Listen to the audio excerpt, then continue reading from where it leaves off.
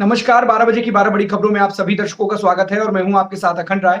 और आप देख रहे हैं उत्तर प्रदेश का तेजी से बढ़ता हुआ digital platform IBC 24 Uttar Pradesh Uttarakhand.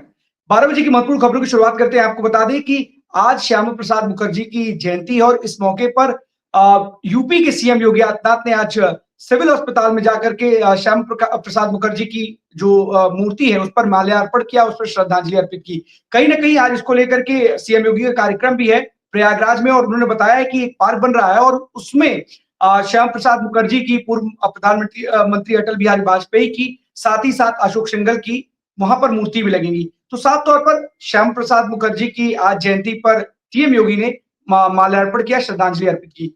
दूसरी एक और बात बता दें आपको, सीएम योगी की अध्यक्षता में आज उत्तर प्रदेश में कैबिनेट की मीटिंग हो रही है। तमाम मंत्री वहां पर पहुंच चुके हैं और कई महत्वपूर्ण बिंदुओं पर आज फैसला हो सकता है, जिसमें होमगार्ड जो 1,60,000 के करीब जो होमगार्ड्स हैं उनको कैशलेस इलाज की सुविधा मिल सकती है। कई जिलों में विद्यालय बन सकते हैं और कहीं ना कहीं तमाम विकास की योजनाओं को आज इस कैबिनेट की बैठक में मुहर लग सकती है।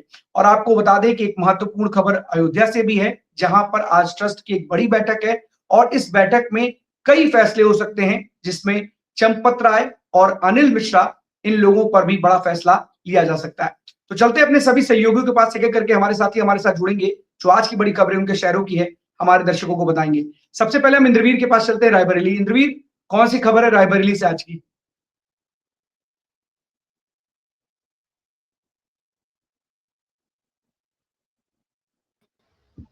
अच्छा, देखिए हम कलेक्टर ऑफिस के बाहर मौजूद हैं और हमारी मौजूदगी रायबरेली जिला अधिकारी के ऑफिस के बाहर है, जैसे मैंने बताया। और मेरे पीछे आप देख सकते हैं कुछ लोग हैं और ये लोग वो हैं शायद आज अपनी 10 साल की बच्ची इनकी जो है जिंदगी और मौत से लखनऊ के हॉस्पिटल अपोलो में जो है लड़ रही है, और उसकी वजह बना है यहाँ का रायबरेली का एक निजी अस्पताल। और अस्पताल का नाम है यहाँ पे शाश्वत। और इस पे अगर मैं अभी बात करूँ तो हमारे पास जो है सिटी मजिस्ट्रेट राम अवतार सिंह ने भी बयान जारी किया है कि टीम बनाई गई है, टीम बनाकर उनकी जो है जांच की जा रही है। फिलहाल आरोप क्या है हम इन्हीं से जानते हैं, और परिवार है जो कि शायद इनका अब दर्द जो है वो कोई समझ नहीं पाएगा।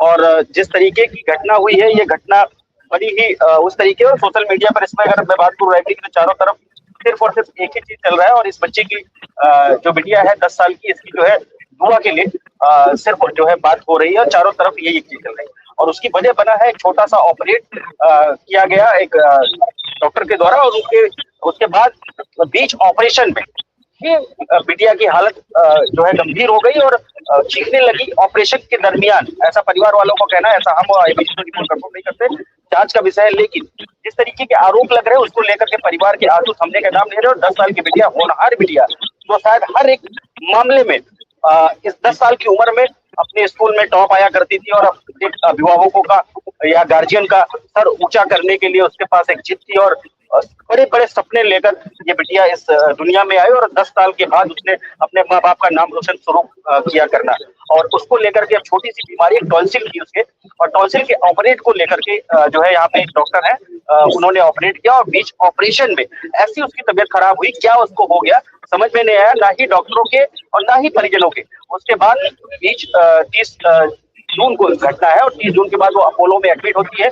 और अपोलो में अब वो ओवरऑल उसको डॉक्टरों ने ब्रेन डेड कर दिया है, या यूं कहे एक तरीके से बोल दिया सी इज नो मोर। बट अभी क्योंकि हम लास्ट उम्मीद तक किसी के साथ जब वो होता है, ये तो हमारी बिटिया अपनी है, इसके साथ भी मोह है, घर परिवारजनों ने भी एडमिट कर रखा है। खैर डॉक्टरों ने उनको उम्मीदों पे एकदम से पानी फेर दिया है, जो उन्होंने अपने प्रयास किया उसके बाद। अब जानते हैं इनके साथ एक्चुअली इनके पिता है, इनके गार्जियन है, इनके माँ बाप है, जानते हैं कि एग्जैक्टली मामला क्या हुआ था, क्या हुआ था और किस वजह से क्या हुआ था। बिटिया को टॉन्सिल था और मैं रायबरेली लेकर आया था शाश्वत हॉस्पिटल में। डॉक्टर अभी ने कहा इसका ऑपरेशन करना पड़ेगा, और मैंने कहा ठीक है सर, जैसे अच्छी हो जाए। मैंने 29 तारीख को उसको एडमिट कर लिया, और 30 तारीख को सुबह कई बार के आसपास उसको ओटी में ले गए, और हम लोग वेटिंग रूम में बैठे थे। 10-15 मिनट होगा कि ओटी से बड़ी तेज से मेरी बिटिया की चिल्लाने की आवाजें आने लगी। मेरा भाई मैं भाग के गया तो ओटी खोल कर उनके असिस्टेंट ने उसको गोदी में ला के मेरे भाई की गोदी में डाल दिया, तो उसके हल्के से नाक से खून भी आ रहा था। हमने पूछा सर क्या हुआ, कहे ले जाओ नीचे रूम में लिटा दो। हम लोग समझ नहीं पाए, उसको लाके नीचे रूम में लिटाए, वो उतनी ही तेज रोने लगी जिससे उनको रही थी ओटी में। उसके बाद फिर मैं भाग के डॉक्टर से निवेदन करने लगा कि सर देख लीजिए। उन्होंने नर्स को भेजा है, नर्स ने एक इंजेक्शन ला के पूरा डोज दिया है। जैसे ही उसको इंजेक्शन लगा है 2 मिनट बॉडी एकदम से हिल पड़ गई है। मैं फिर भाग के डॉक्टर साहब से कहने लगा तो डॉक्टर साहब किसी तरह मान करके आए, नीचे आए तो बोले कि इसको वेंटिलेटर की जरूरत है। और ना उनके पास वेंटिलेटर था, ना ऑक्सीजन थी, ना स्ट्रेचर था। मैंने किसी तरह से वेंटिलेटर बैंड की व्यवस्था की, ना उन्होंने रिफर किया ना कुछ किया। मैंने अपने बिटिया को किसी तरह से वेंटिलेटर में लाद के लखनऊ अपोलो हॉस्पिटल आए, जहाँ डॉक्टर ने कहा कि बड़ा क्रिटिकल मामला है, 1% चांस है। तो आज ये स्थिति कि उसको डॉक्टर अपोलो ने कह रहे हैं कि ब्रेन डेड हो चुकी है। बस यही कहेंगे कि हमारी बिटिया की हत्या की गई है, उसको पर हत्या का मुकदमा लिखा जाए और ऐसे हत्या को बंद कर दिया जाए। इनका ये कहना है कि ये लापरवाही बरती गई है, हॉस्पिटल कहेंगे हम और आईबीसी जब तक जांच नहीं हो जाती बोले। और किसी बच्चे का समाधान लगाइए। सवाल ये होता है कि जब यहाँ से डिस्चार्ज किया गया तो तमाम सारे ऐसे सवाल है जो सेमोरी डिस्चार्ज नहीं किया पानी चाहिए, बर्बरी बता दिया। जो सेमोरी देनी चाहिए वो सेमोरी नहीं दी गई। यहाँ से इनका कहना है कि डॉक्टर खुद गए और वहाँ पहुंचने के बाद भी डॉक्टर गायब हो गए और डॉक्टर ने किसी तरीके की कोई हिस्ट्री जो इन्होंने ट्रीटमेंट किया था उसका भी किसी तरीके नहीं बताया। अब ये माँ है और ये बाप है, इनका आंसू थमने का नाम नहीं ले रहा है, लेकिन फिर भी हम इनके साथ संवेदनाएं हैं और हमारी दुआएं हैं कि बेटिया जल्द स्वस्थ हो। लेकिन फिलहाल डॉक्टरों ने ना उम्मीद दी है इस परिजन को। और मैं एक बार जानना भी चाहूंगा, प्लीज थोड़ा सा बताइए कि क्या हुआ था आपके साथ। लगा साइंस की दिक्कत थी, डॉक्टर ने कई 3-4 बार इनको दिखा चुके थे। उन्होंने कहा दवा से नहीं ठीक हो सकती, इसको ऑपरेशन ही करवाइए। और ऑपरेशन करवाने के लिए इसको लेकर आए। मैंने कहा आज ये डॉक्टर नहीं आए हैं, इसको भर्ती कर दीजिए, कल सुबह आएंगे 7-7:30 बजे तक ऑपरेशन हो जाएगा। 7:30 बजे डॉक्टर आए, इसको ओटी में लेकर गए। ओटी में जैसे लेकर गए 20 मिनट बाद वो चिल्ला रही थी। हमने कहा भैया मेरी बिटिया रो रही है, देखिए जाके। भैया जैसे गए तैसे गोदी में लेकर आए, मेरी भैया की गोदी में डाल दिए। उन्होंने कहा कि नीचे ले जाओ, कमरे में लेटा दो। उसके नाक से बराबर ब्लड आ रहा था। मैंने कहा उसके नाक से ब्लड आ रहा है, कहना ऐसे कुछ नहीं होता, ऐसे होता है, आप परेशान क्यों हो रही है? मैं देख रही हूँ कुछ नहीं है ये, आप उसको सीधा मत इसका ऐसे टेढ़ा करके लगाइए। मैंने इसे गोदी में जैसे टेढ़ा किया, सुई लेकर आई, पूरी भर के लगा दी। जैसे सुई लगाई मेरी बिटिया उठी नहीं।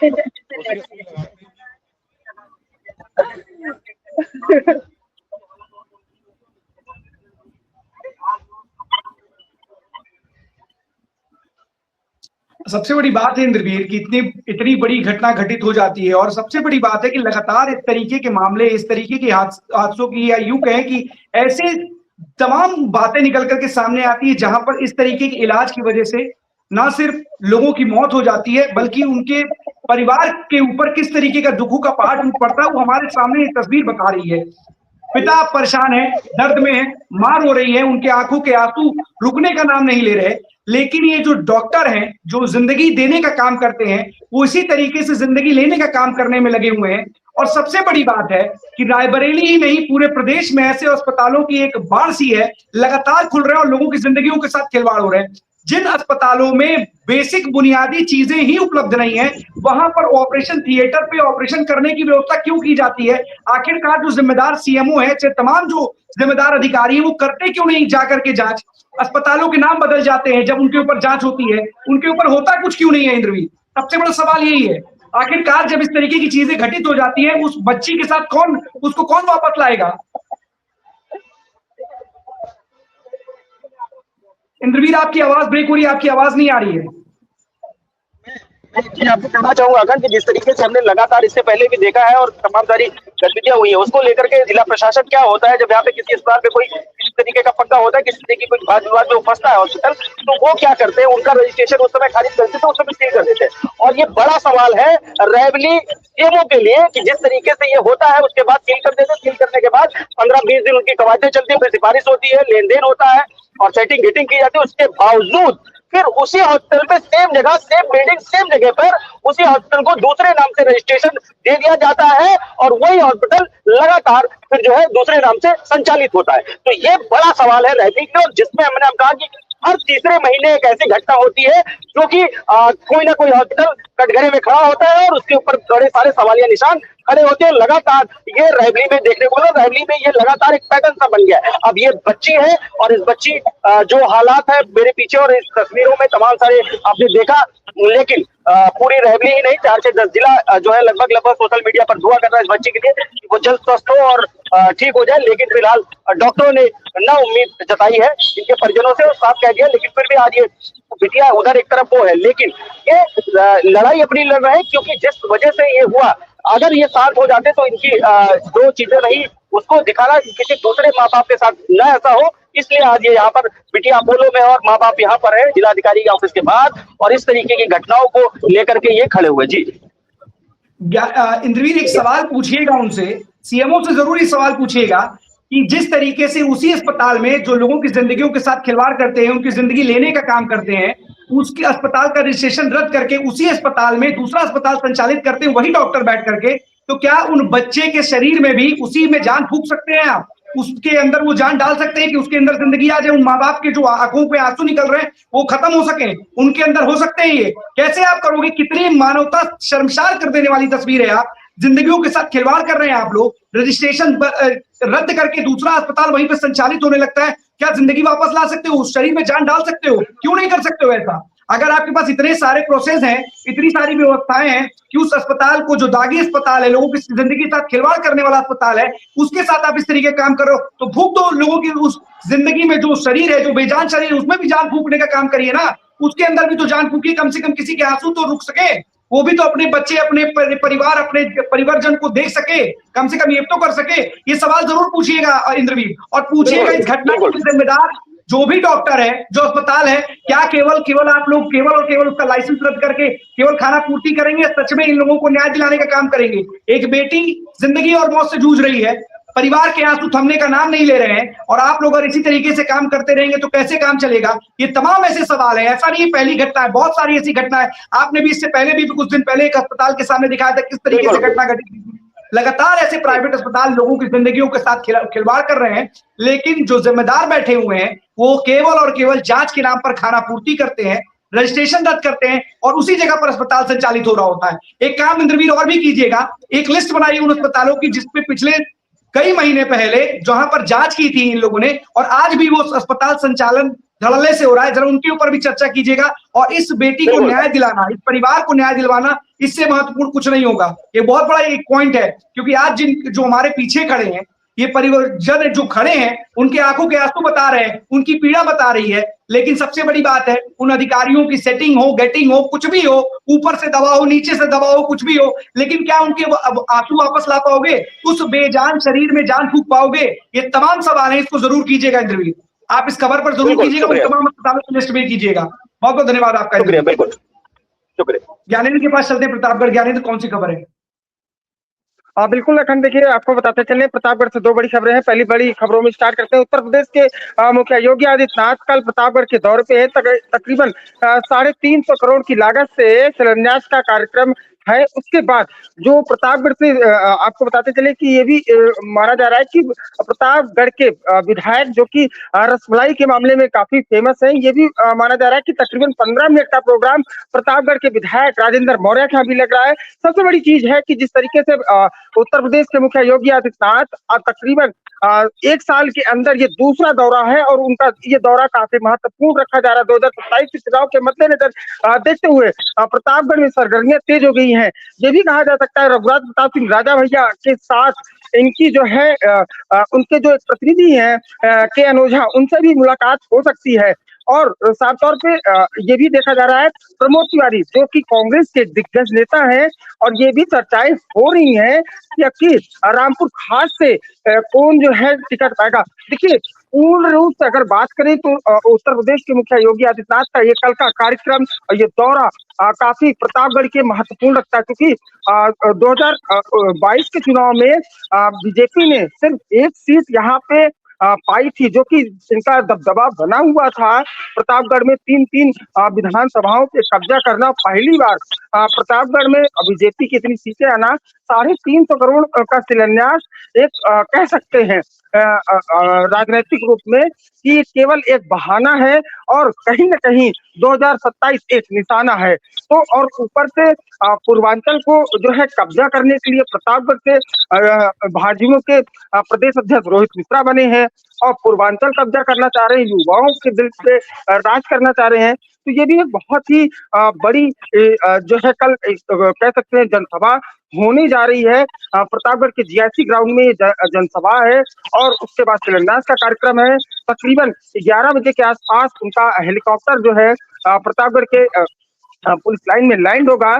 फिर उसके बाद छोटे विभिन्न कार्यक्रम है, उसके बाद सीधे जनसभा की ओर मूव करेंगे और उसके बाद वहां से राजेंद्र मौर्य जो कि सदर से इकलौते बीजेपी के विधायक है, वहां से उनके यहाँ जो है भोजन के लिए जा सकते हैं। फिलहाल अभी प्रोटोकॉल नहीं आए हैं, इसकी पुष्टि नहीं कर सकते हैं, लेकिन ये पूर्ण रूप से साफ बताया जा रहा है कि राजेंद्र मौर्य के यहाँ भी जा सकते हैं। अखंड बिल्कुल ज्ञानेंद्र, क्योंकि कहीं ना कहीं अब चुनावी बयार है और 2027 से पहले अब तमाम जो कार्यक्रम हैं वो लगातार लगे हुए हैं और कहीं ना कहीं एक बड़ी बात है कि हर जगह से इस तरीके की खबरें आएंगी, क्योंकि आज प्रयागराज का भी दौरा है सीएम योगी का और कल प्रतापगढ़ का दौरा है और प्रतापगढ़ में जान फूंकने का काम करेंगे सीएम योगी, क्योंकि वहां पर बीजेपी के एकमात्र विधायक है राजेंद्र मौर्य, जैसे कि ज्ञानेंद्र ने बताया है। तो ऐसे में कहीं ना कहीं बीजेपी प्रतापगढ़ को लेकर सीरियस नजर आ रही है, क्योंकि कांग्रेस का भी गढ़ है। रामपुर खास एक ऐसी सीट है जहां पर कोई भी राजनीतिक दल अभी तक जीत हासिल नहीं कर पाया। प्रमोद तिवारी की सीट कही जाती है, वहां पर आराधना मिश्रा मोरा वहां से विधायक है। वहीं रघुराज प्रताप सिंह उर्फ राजा भैया का भी जलवा बरकरार है। तो ऐसे में बीजेपी कहीं ना कहीं प्रतापगढ़ में एक नई जमीन तलाशने में जुटी हुई है। अपनी बात संक्षेप में खत्म कीजिएगा ज्ञानेंद्र। बिल्कुल, दूसरी खबर पे बात करेंगे। अखंड आपको बताते चले, राम मंदिर चढ़ावा चोरी के मामले में जो अविनाश शुक्ला है, प्रतापगढ़ का ही निवासी है, उसके पास 20 लाख रुपए की रिकवरी हुई है। लेकिन एक छोटा सा रील भी वायरल हो रहा है, जिसकी रील में अविनाश शुक्ला खास तौर पे नोटों का बंडल लेकर के 100, 500 और ये 500 के 5-6 बंडल लेकर के और उसके बाद उससे रील बनाया गया है। तो राम मंदिर चढ़ावे को लेकर के जिस तरीके से अभी सरगर्मियां तेज है, अविनाश शुक्ला की वैसे भी गिरफ्तारी हो चुकी है और 6 महीने के अंदर एक नया मकान तैयार करवा लेना और करोड़ों की संपत्ति अर्जित कर लेना, उसके माँ बाप का अब मीडिया के सामने ना आना। आपको बताते चले, आज सुबह तकरीबन 9 बजे के आसपास हम लोग जब उनके घर पहुंचे हुए थे, महेशगंज थाना अंतर्गत पड़ता है, तो पहले तो जब वो देखे हमारे लोग की गाड़ियां देखी, तो पहले जो है मिलने से सीधे अंदर भाग गए। तो मीडिया को देख करके अविनाश शुक्ला के जो परिवार है अब मिलना नहीं चाह रहे हैं और साफ तौर पे ये भी बात कही जा रही है। प्रतापगढ़ के डीएम अभिषेक पांडे से आज सुबह मेरी बात हुई, उन्होंने साफ तौर पे कहा है कि इनकी पूरी संपत्तियों की जांच होगी। ये भी निकल के आ रहा है कि मेरी कल जब लेखपाल से बात हो रही थी तो उन्होंने कहा कि पहले इनके पास 4 से 5 बिस्वा जमीन थी, आज की डेट में इनके पास 8 बीघे से ज्यादा जमीन है। तो ये साफ तौर पे ये दर्शाता है कि अविनाश शुक्ला ने राम मंदिर चढ़ावे में चोरी की है। मैं इसकी पुष्टि नहीं कर सकता, आज भी मेरे पास कोई कागज नहीं है, मैं केवल एक लेखपाल की बातों को आपके सामने रख रहा हूँ, अपनी जनता के सामने रख रहा हूँ। तो साफ तौर पर ये इसकी पुष्टि नहीं की जा सकती। लेकिन अब प्रतापगढ़ के जिलाधिकारी अभिषेक पांडे सख्त हुए हैं, जांच की बातें कही जा रही हैं और जल्द ही कार्रवाई की बातें की जा रही हैं। अब ये देखने वाली बात होगी कि आखिर अविनाश शुक्ला के जो नए मकान है वो आखिर कब ढाया जाएगा, क्या कार्रवाई की जाएगी और पूरी की पूरी संपत्तियों की जांच होगी। एक बात और निकल के आई है कि प्रयागराज में अविनाश शुक्ला ने एक फ्लैट भी खरीदा है। ये सूत्रों से जो हमारे पास जानकारी आ रही है कि एक फ्लैट भी प्रयागराज में इसने खरीदा है और लखनऊ में की भी बात आ रही है कि एक जो है संपत्ति इसने बनाई है। फिलहाल प्रतापगढ़ के जिलाधिकारी जांच की बात कर रहे हैं और जहां जहां की संपत्तियां इसकी निकल के आ रही है उसकी भी बात कही जा रही है कि जल्द से जल्द उस संबंधित जिलों को रिपोर्ट भेजी जाएगी और कार्रवाई की जाएगी। अखंड बिल्कुल ज्ञानेंद्र, लगातार चढ़ावा चोरी मामले में आरोपियों की गिरफ्तारी हो चुकी है और जांच तेज है। चाहे अनुकल्प मिश्रा का मकान हो जिसके ऊपर नोटिस देने की बात कही जा रही है, उस पर भी बुलडोजर कार्रवाई हो सकती है। साथ ही साथ जैसा कि ज्ञानेंद्र ने बताया कि जो जानकारी निकल करके सामने आ रही है कि जो अविनाश मिश्रा है, जो मूल रूप से प्रतापगढ़ का रहने वाला है, उसकी संपत्तियों की भी जांच की जाएगी और एकाएक उसकी संपत्तियों में भारी बढ़ोतरी देखने को मिली है। फ्लैट की बात निकल करके सामने आ रही है। जांच का विषय है, पुलिस जांच भी कर रही है और जेल में कल 5 आरोपियों से पूछताछ भी की गई है। अलग-अलग पूछताछ की गई, फिर कुछ जानकारी के सामने बैठा के भी उनसे पूछताछ की गई। तो अपने आप में एक बड़ी बात है। पुलिस इस पूरे मामले में लगातार जांच कर रही है, एसआईटी भी काम कर रही है और कहीं न कहीं इन आरोपियों के पास से जो भी चीजें हैं, उसको तलाशने का और उन्होंने कैसे चढ़ावा चोरी करके जो चढ़ावा चढ़ता था, उसमें से कितनी हेरा-फेरी की है, इसका भी डेटा खंगालने में जुटी हुई है। फिलहाल पूरी खबर पर ज़रूर नज़र बनाए रखिएगा। ज्ञानेंद्र, जो भी अपडेट होगा हमारे दर्शकों को ज़रूर दीजिएगा। जितेंद्र के पास चलते हैं बस्ती। जितेंद्र, कौन सी खबर है बस्ती से आज की?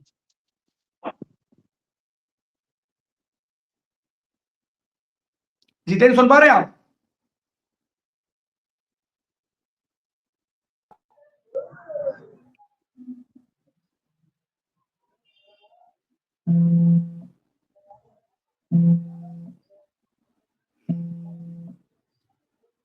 जितेंद्र के पास फिर से कनेक्ट होंगे, तब तक आदर्श के पास चलते हैं। आदर्श, कौन सी खबर है?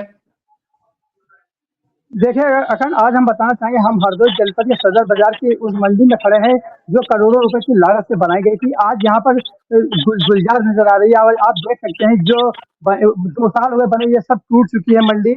यहाँ पर ये करीब 1000 दुकानें नगर पालिका की तरफ से बनाई गई थी और यहाँ पर जो भी कोई भी दुकान यहाँ पर नहीं लगाए हैं और सब रोड को कब्जा किए हुए हैं। हम आपको उस जगह भी लेकर जाएंगे जहाँ पर ये दुकान, देखिए ये मंडी की दशा है। ये 3 सेट बनाया गया था, 3 सेट में सब में तार लगे हुए हैं और ये देखिए, ये जो है मंडी की पर्सन, यहाँ केवल 10 से 12 दुकानदार जो हैं यहाँ पर सिर्फ दुकानें लगाई हुई हैं और बाकी सब रोड पे दुकानें लगी है, जिससे वजह अतिक्रमण बढ़ रहा है। आप हमारे पीछे देख सकते हैं लाइव तस्वीरें।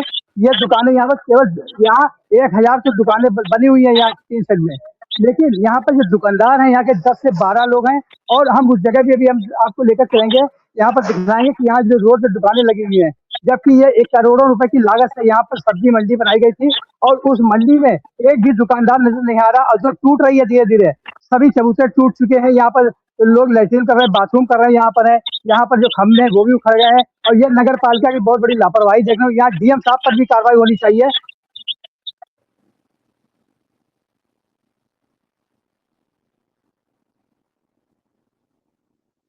अब सबसे बड़ी बात है कि इस तरीके की व्यवस्था बना करके दी गई है, उसके बावजूद वहां के जो दुकानदार हैं वो अपनी दुकानों को वहां ना लगा करके बाहर रोड पर लगा रहे हैं। तो इसके लिए प्रशासन जिम्मेदार है, ये तो है ही है कि लगवाना चाहिए था उनको अंदर। लेकिन सबसे बड़ी बात है कि उन लोगों का क्या जो रोड पर इस दुकान बनने के बाद भी अपनी दुकानें जो है वो रोड पर सजा रहे हैं।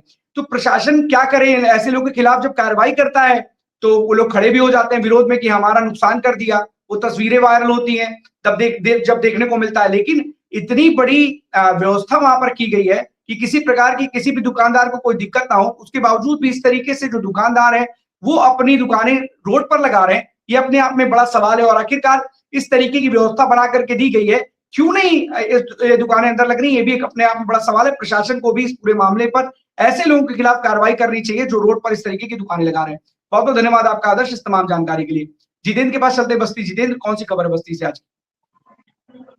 बिल्कुल, अगर खबरों की बात की जाए फिलहाल 2 खबरें हैं, क्योंकि एक मुख्यमंत्री योगी आदित्यनाथ के प्रस्तावित दौरे को भी लेकर है। दूसरी खबर की अगर बात की जाए अखंड, जिस तरीके से पुलिस अधीक्षक डॉक्टर जसवीर सिंह के नेतृत्व में लगातार, पहले भी बताया कि लगातार पुलिस जो है एक्टिव रहती है, तमाम ऐसी कार्रवाई करती है जो अपराधी उनको गिरफ्तार किया। लेकिन कहने का आपको बता दें कि मामला जिस तरीके से, एक महिला हॉस्पिटल जाती है रात को अपने नाती को एडमिट करने के लिए, फिर वहां से वापस लौटे तो रास्ते में उसे जो है गाड़ी में बैठा के ये कहते हैं कि चलो हम आपको आगे छोड़ देंगे। उसके साथ बाद में उसे स्नैचिंग करना, उसके मंगलसूत्र से लेना और कुछ नकद उसके साथ लेना। फिलहाल पुलिस ने तत्परता दिखाते हुए एक्टिव हुई। जैसे ही पीड़ित द्वारा बताया कि पुलिस तत्काल एक्टिव हुई। एक्टिव होने के बाद में जो आरोपी उनको तत्काल गिरफ्तार कर लिया गया। फिलहाल उनसे पूछताछ भी की जा रही है कि वो लोग ऐसी घटना पहले भी इन लोगों ने किया है या लगातार जिस तरीके से रात में, क्या ये 3 से 4 लोगों का जो गैंग था, क्या रात को सुनसान जो महिलाएं हॉस्पिटल से निकलती थी या उन्हें उनके उचित स्थान तक पहुंचाने के लिए वो कहते थे, सिर्फ स्नैचिंग करते थे, किस तरह की चीजें, वो पुलिस अब लगातार इस पूरे मामले में छानबीन कर रही होगी,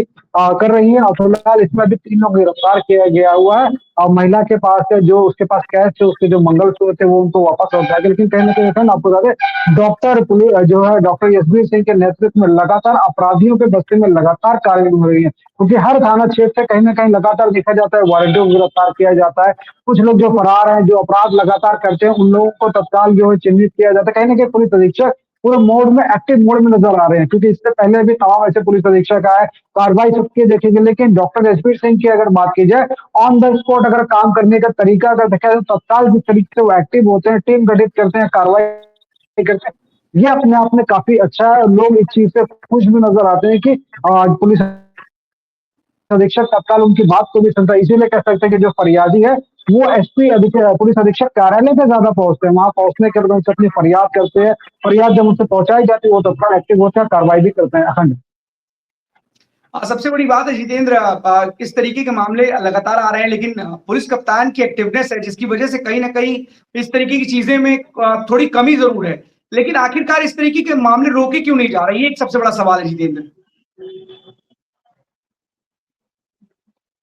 बिल्कुल खंड, एक चीज साफ है, जिस तरीके से क्योंकि जिस तरीके से यूं कह सकते हैं कि जो लोग जो है इस तरह की चीजें करते हैं कि वो लोग जिस तरह से एक मौका देखते हैं कि ऐसा कोई परेशान व्यक्ति मिले, जो पीड़ित व्यक्ति मिले जिसके साथ ऐसी घटना घटी जाए, या जिन लोगों ने किया, क्योंकि ऐसे अक्सर देखा जाता है कि जो अपराधी किस्म के लोग होते हैं वो इस तरीके से, क्योंकि रात को अक्सर जो होता है कहीं ना कहीं लोग नशे की हालात में बाहर निकलते हैं और ऐसी घटनाएं करते हैं, सुनसान जगह देखी जाती है, लेकिन एक महिला को टारगेट करना, महिला के साथ इस तरह की चीजें उसे चुनौती करना, क्योंकि ऐसी घटना पहले भी सामने आई है और पुलिस कार्रवाई भी उसमें करती हुई नजर आई है, लेकिन इस मामले में देखा गया अगर तो पुलिस ने तत्काल कार्रवाई करती है, यानी महज कुछ घंटों में ही सीसीटीवी के माध्यम से उस महिला के से पूछा गया, पूरे साक्ष्य महिला ने बताया कि किस तरीके के लोग थे, वो कैसे उन लोगों ने उसको वहां पे गाड़ी पे बैठाया, छोड़ने की बात कही, उसके बाद इस तरीके से फिलहाल क्योंकि पुलिस पूरी तरह से एक्टिव है, अगर आप थाने पहुंचते हैं तो पुलिस कहीं ना कहीं कार्रवाई करते हुए नजर आ रही है। इस पूरे मामले में पुलिस ने तीनों को गिरफ्तार किया है, पूछताछ की जा रही है।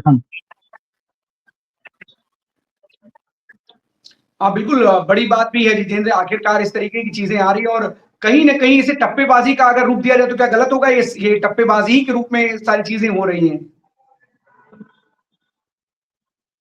बिल्कुल, इसे देखिए अखंड साफ बात है, इसे एक टप्पेबाजी कह सकते हैं, क्योंकि देखिए अक्सर देखा जाता है कि इस तरीके के जो लोग हैं, क्योंकि बीते कुछ दिन पहले एक महिलाओं का भी गैंग को पकड़ा गया था, देखा गया था, वो महिलाएं भी कहने के जैसे मंदिर होता था या जैसे बस्ती का एक बहुत प्रसिद्ध मार्केट है पक्के, वहां पे भी कहने भीड़ भाड़ जैसी जगह जो होती थी वो उनके साथ वहां पे चैन स्नैचिंग करते थे। कभी ये भी देखा कि रिक्शे में गिरोह गैंग बना के महिलाएं चलती थी, अगर रिक्शा कोई खाली होती थी, रिक्शे पे कोई महिला अगर बैठती तो उस महिला के पीछे 3-4 महिलाएं और बैठ जाती थी, जैसे ही उनके रिक्शा कहीं गड्ढे में या कहीं टर्न पॉइंट पे पहुंचता है, थोड़ा सा झटका लगता है तो उनके गले से वो चैन निकाल लेती थी। इस तरह की चीजें जो गैंग की जो महिलाओं की वो बड़ी तरीके से एक्टिव थे, क्योंकि बगल में संत कबीर नगर सॉरी अम्बेडकर नगर का जिला है, वहां की कुछ महिलाएं थी, पुलिस ने उन लोगों को पकड़ा भी। तो कहीं ना कहीं जो चैन स्नैचिंग, जो टप्पेबाजी वाले जो लोग हैं जिस तरीके से लोग करते हैं, पुलिस का कहने का पैनी नजर बिल्कुल लगा रही है। बस्ती शहर में पूरी जगह पे हर जगह सीसीटीवी कैमरे भी लगभग पुलिस अधीक्षक के नेतृत्व में लगवाए गए हैं, जिसके जरिए कहीं ना कहीं बात की जाए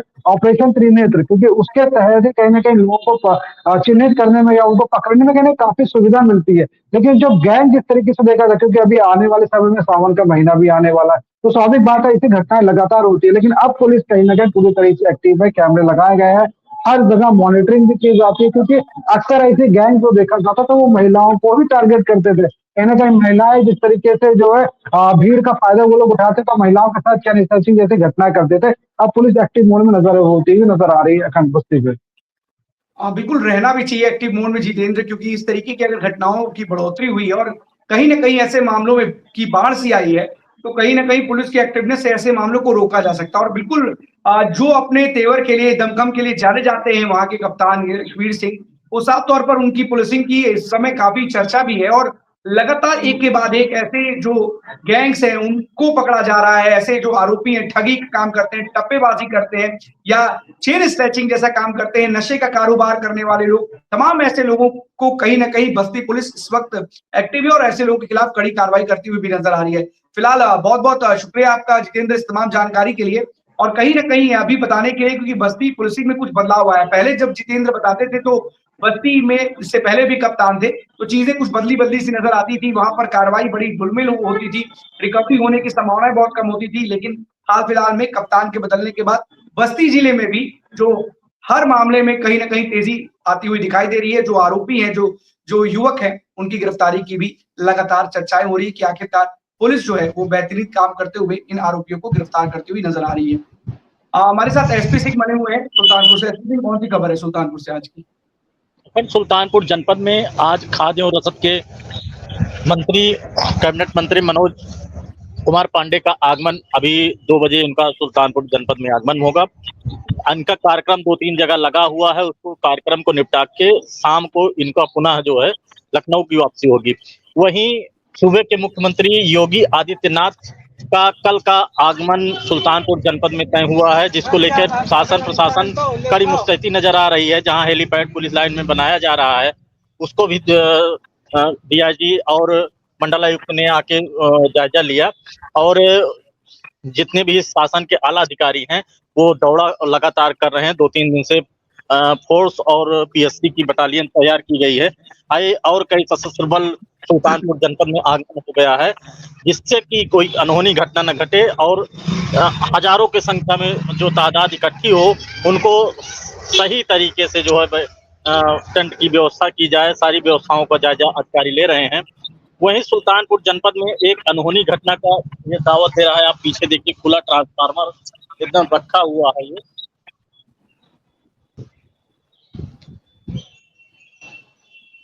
ये मंदिर आपका सामने मंदिर है और यहीं पुलिस चौकी बनी हुई है और पीछे भी आपके कई मैरिज बने हुए हैं, डिग्री का इंटर कॉलेज भी बने हुए हैं। कई छोटे छोटे बच्चे इसी रास्ते से गुजरते रहते हैं। आलम यह है कि कोई भी बच्चा अगर कोई बच्चा खेलता अगर उधर चला गया तो ये 440 वोल्ट का जो ट्रांसफार्मर रखा हुआ है इसकी चपेट में तुरंत आएगा। तब जो है बिजली विभाग की आंखें खुलेगी कि इतना बड़ा जो है हम ये अभियान पिछले दिनों IBC 24 पे दर्शकों बता दे चलाया गया था, जिससे बिजली विभाग हरकत में आया। कुछ जगह तो इन्होंने बैरिकेडिंग की, लेकिन आलम यह है सुल्तानपुर में ऐसे सैकड़ों जगह खुले ट्रांसफार्मर रखे हुए हैं। यहाँ से महज मुश्किल से 50 मीटर की दूरी पर वहां भी खुला ट्रांसफार्मर रखा हुआ है। जब से हम देख रहे हैं 20 साल से खुला ट्रांसफार्मर रखा हुआ है। बिजली विभाग के अधीक्षण अभियंता से बात की जाती है तो उनका ये कहना रहता है कि हाँ, खुला ट्रांसफार्मर हमको जानकारी आपके माध्यम से मिल रही है, लेकिन हमारे जेई महोदय इसका एस्टीमेट बनाए हुए हैं, ये कब तैयार होता है। पिछले महीने ही हमसे जाके इस विषय पे चर्चा की, लेकिन उनका भी आज गोल मटोल जवाब है। जब कोई अनहोनी घटना घटेगी, कई बार ऐसा हुआ है कि जानवर चपेट में आते हैं, मवेशी चपेट में आते हैं, लेकिन मवेशियों का क्या वो अनमोलता जानवर है, लोग भी दरकिनार कर देते हैं। लेकिन अगर इस रास्ते से कोई बच्चा या कोई और बुजुर्ग कोई अगर इस घटना में घायल होता है तो पुलिस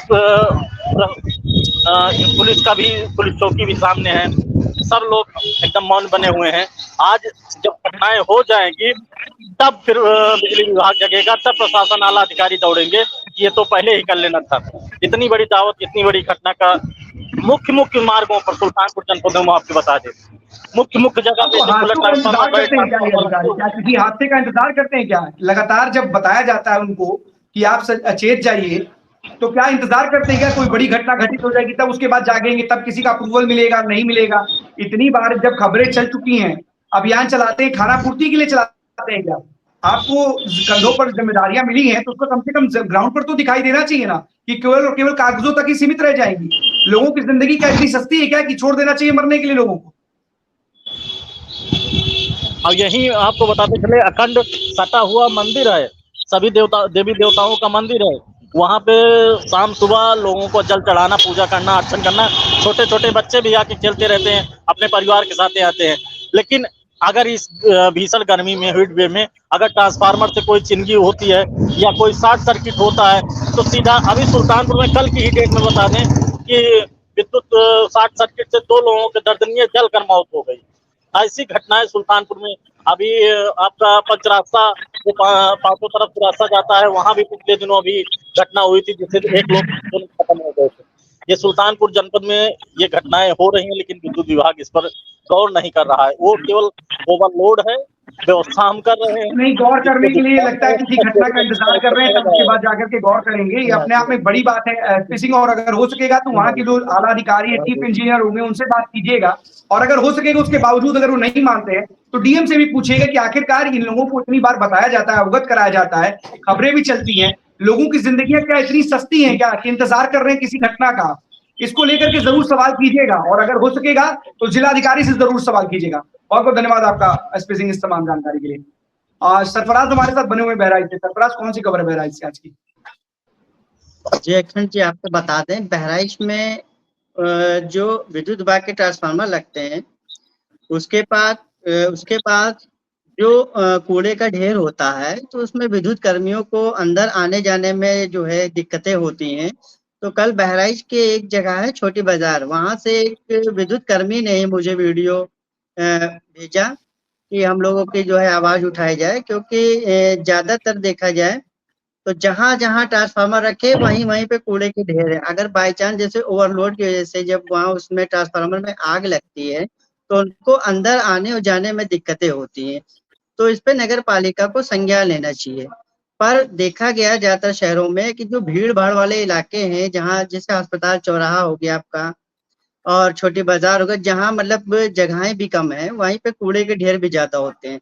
और जो नगर पालिका कर्मचारी हैं, ये जो कूड़ा उठाने के लिए आते हैं, इनको जल्दी आना चाहिए, बट ये 10:30 और 11 के बीच में ये लोग पहुंचते हैं।